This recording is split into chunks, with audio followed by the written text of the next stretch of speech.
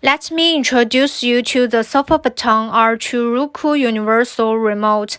It can be used as a universal version of Roku Remote and also can be a learning remote control.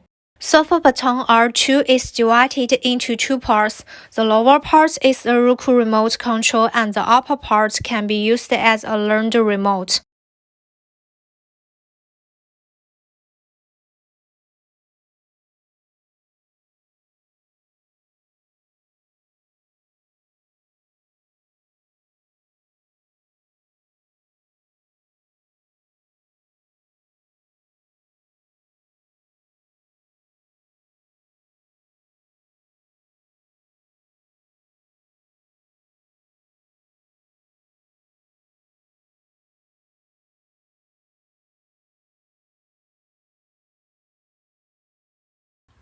Learn the volume buttons as the previous two steps. It should be noted that since the power button and volume button of the original Roku remote were learned from the buttons on the TV, so the volume buttons and power buttons need to be used through learning, no parameter value before, so that you can't use them directly.